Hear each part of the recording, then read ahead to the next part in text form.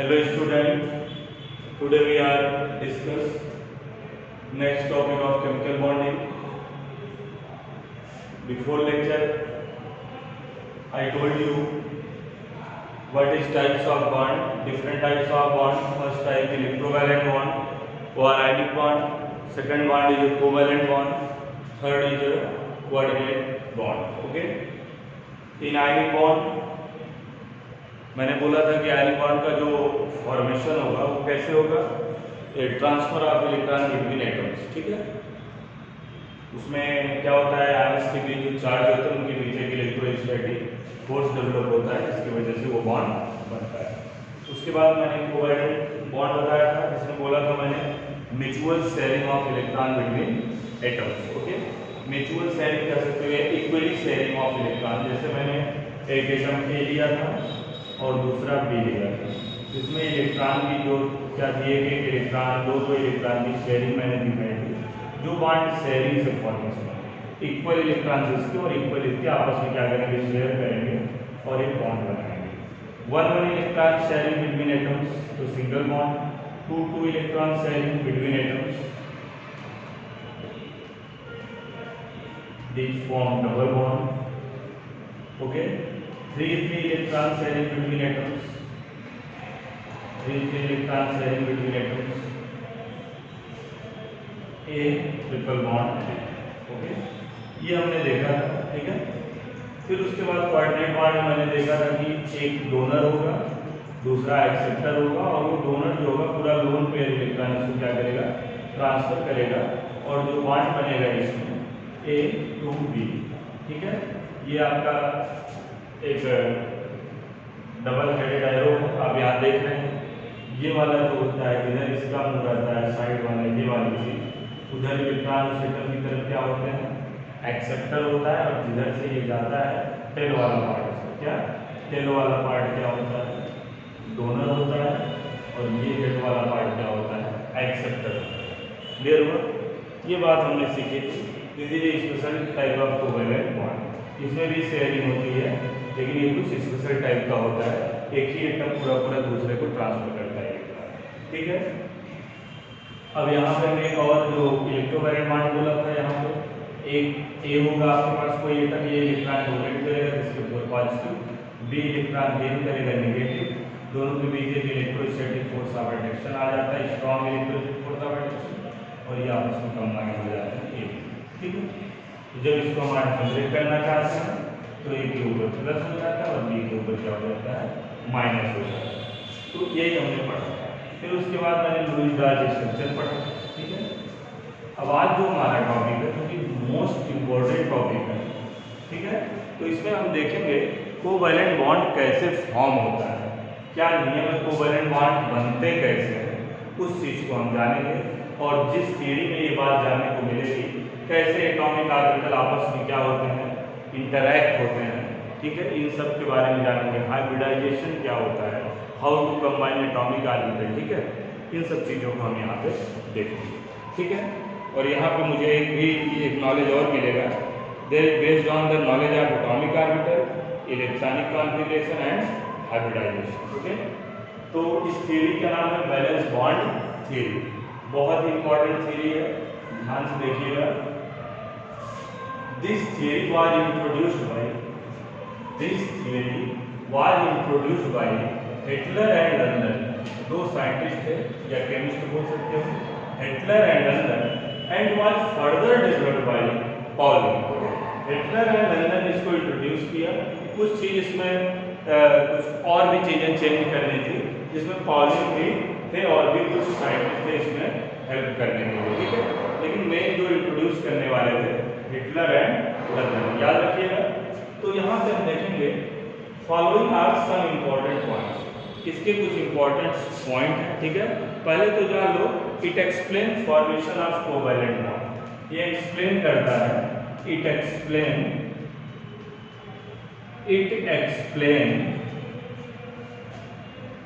Formation of covalent bond, formation of covalent bond. Covalent bond ये क्या explain करता है, फॉर्मेशन ऑफ कोवैलेंट बॉन्ड को एक्सप्लेन करता है।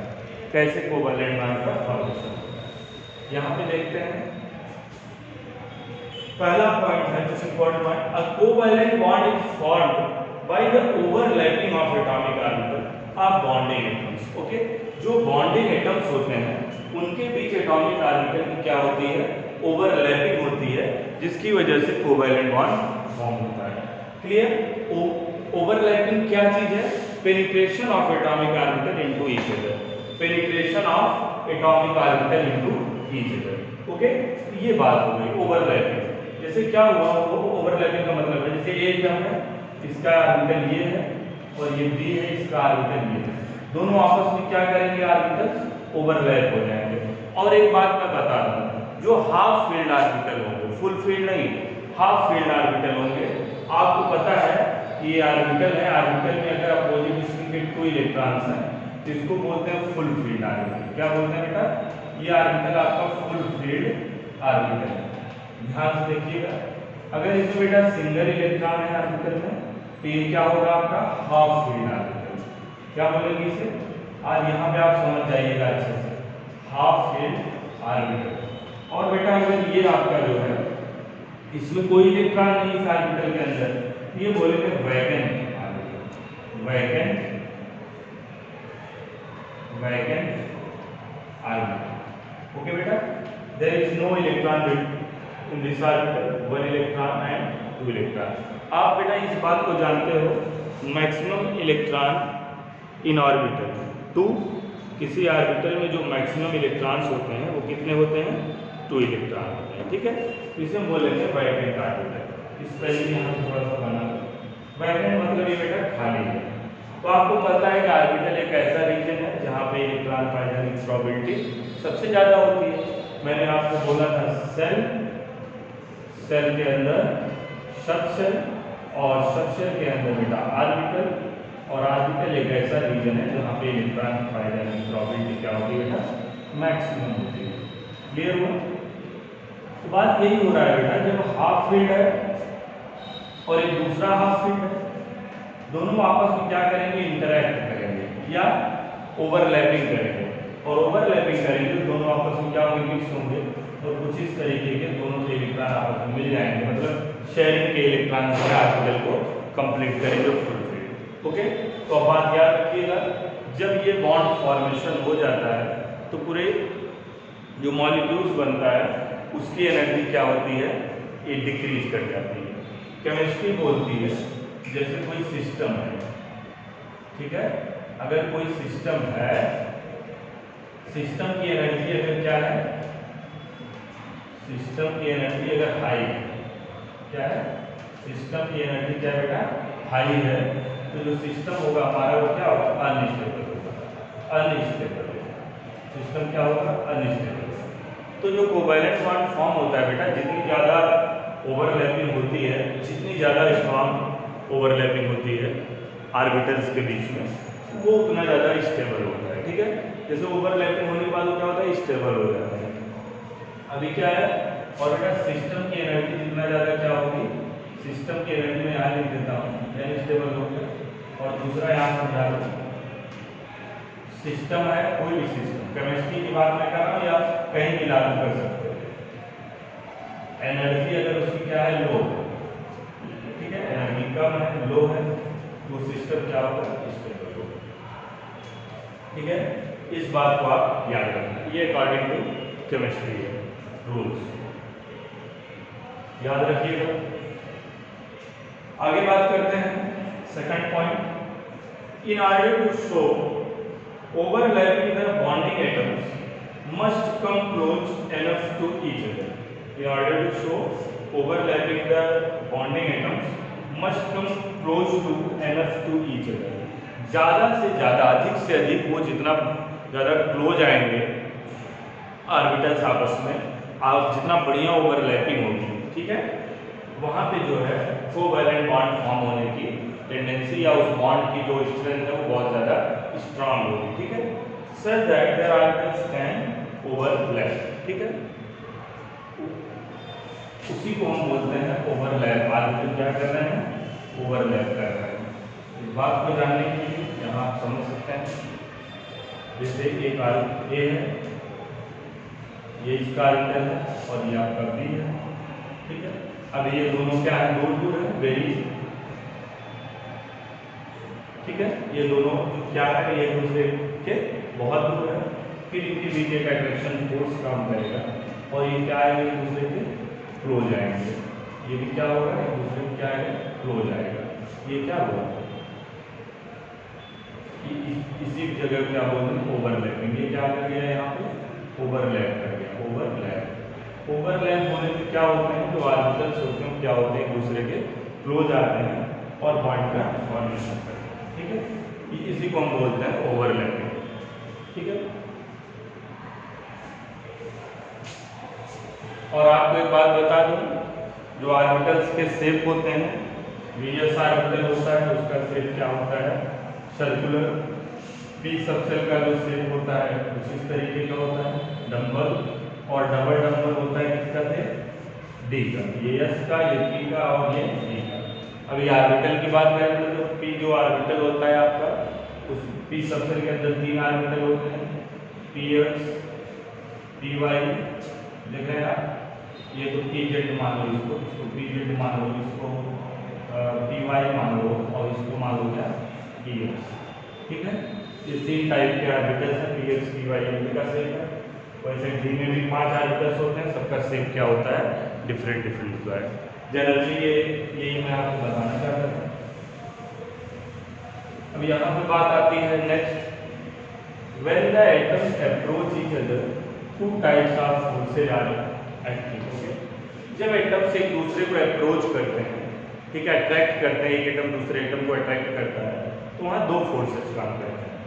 एक होता है रिपल्सिव फोर्सेज, रिपल्सिव फोर्सेज, आपको पता है रिपल्सिव फोर्सेज क्या है, और दूसरा क्या होता है, अट्रैक्टिव फोर्सेज, अट्रैक्टिव फोर्सेज, ठीक है। रिपल्सिव फोर्सेज मतलब जो एटम्स होते हैं उनको क्या करते हैं, एक दूसरे से क्या करते हैं, रिपल करते हैं, ठीक है, उनको करीब नहीं आने देते। और अट्रैक्टिव फोर्सेस क्या होता है, किसी दूर पड़े एटम को अट्रैक्ट करके बॉन्ड बनाने की कोशिश करते हैं और ओवरलैपिंग कराने की कोशिश करते हैं, ठीक है। आप समझते हैं, रिपल्सन मतलब दूर जाना, अट्रैक्शन मतलब पास आना। कोवैलेंट बॉन्ड बनने के लिए आपको अट्रैक्टिव फोर्स की ज़्यादा जरूरत होगी, ठीक है। तो जैसे क्या होता है, मैं रिपल्सिव फोर्स की बात करूँ, जो रिपल्सिव फोर्स होता है आपका, ये शॉर्ट रेंज फोर्स, ये क्या है, short range force, short range force होता है। ये कैसा फोर्स होता है, शॉर्ट रेंज फोर्स होता है। जब आपके एटम्स बहुत क्लोज आ जाते हैं, बहुत क्लोज आ जाते हैं, तब ये फोर्स काम करना शुरू होता है, ठीक है। शॉर्ट डिस्टेंस के लिए ये फोर्स काम करता है। और अट्रैक्टिव फोर्स क्या है, लॉन्ग रेंज फोर्स, क्या है, लॉन्ग रेंज फोर्स। माइंड में आइडिया बना लीजिएगा, ये लॉन्ग रेंज फोर्स है। और उसके बाद जो है इंक्रीज द एनर्जी, ठीक है।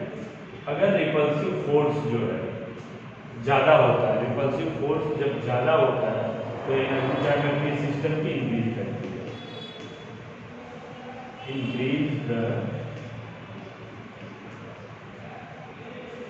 Energy, increase the energy.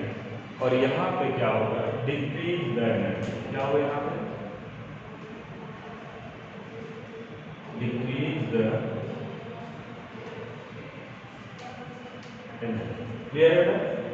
या अट्रैक्टिव फोर्स में एनर्जी क्या करती है, डिक्रीज करती है। और जैसे जैसे रिपल्सिव फोर्स जो है आपका, शॉर्ट रेंज मॉलिक्यूल एटम्स जो बहुत क्लोज आने लगते हैं, तो वहाँ पे रिपल्सिव फोर्स क्या करता है, सीधा सीधा रिपल्सिव फोर्स बढ़ने लगता है, ठीक है। तो एक मिनिमम एनर्जी होती है जिस पर क्या होता है, attractive force equal to repulsive force, repulsive force. जब ये कंडीशन आ जाती है, अट्रैक्टिव फोर्स रिपल्सिव फोर्स दोनों आपस में जब बराबर हो जाते हैं, तो आपका मिनिमम एनर्जी होता है, ठीक है। मिनिमा जिसे बोलते हैं, मिनिमम पॉइंट, जहाँ पे क्या होता है आपका, ये एक एटम से दूसरा एटम क्या होता है, आपस में कंबाइंड हो जाते हैं, ए और बी क्या होता है, आपस में कंबाइंड हो जाते हैं, इसी को बोलते हैं ओवरलैपिंग, ठीक है। कब होगा, जब अट्रैक्टिव फोर्स और रिपल्सिव फोर्स दोनों क्या होंगे, एक लो जाएगा। तो आगे बढ़ते हैं, ध्यान समझिए, इसको दिखाते हैं आपको बना के, समझ में आने वाला है आपको। जैसे यहाँ मैं एटम लेता हूँ तो समझाता हूँ। एक एटम है, ये इसका एटम का न्यूक्लियस है, न्यूक्लियस को मैंने मान लिया N। एटम के न्यूक्लियस को मैंने क्या मान लिया N, बीच में है नहीं। अब कुछ भी, एक मैंने बेटा दूसरा एटम लिया, इसके न्यूक्लियस को मैंने क्या मान लिया N, क्लियर है। और ये बी एटम, ए एटम और बी एटम, इसका न्यूक्लियस N है और ये N, पहले एटम, ठीक है। तो N क्या है, nucleus of atom A, N भी क्या है, न्यूक्लियस ऑफ एटम बी। यहाँ पे बता सकते हो आप Na is equal to nucleus of atom A. मैं यहाँ पे हाइड्रोजन भी ले सकता हूँ, ऑक्सीजन भी ले सकता हूँ, कोई भी ले सकता हूँ। वेस्पर थ्योरी जनरली किस पे बताई गई हमें, हाइड्रोजन के एटम्स को लेके। यहाँ मुझे आपको ये दिखाना है अट्रैक्टिव फोर्स और रिपल्सिव फोर्स कहाँ काम करता है। आपको पता है न्यूक्लियस और न्यूक्लियस के बीच जो फोर्स जो काम करेगा, न्यूक्लियस और न्यूक्लियस जो पास आएंगे, करीब होंगे दो एटम्स, तो वहाँ पर रिपल्सिव फोर्स देखने को मिलेगा, ठीक है। और आप जो बेटा न्यूक्लियस और इलेक्ट्रॉन के बीच क्या होता है, अट्रैक्टिव फोर्स काम करने को मिलेगा, दिखेगा भी आपको, काम करेगा। N भी क्या है, nucleus of atom B, clear है। ये मैंने इलेक्ट्रॉन ले लिया और इसको मैंने मान लिया E, ठीक है। ए एटम का जो इलेक्ट्रॉन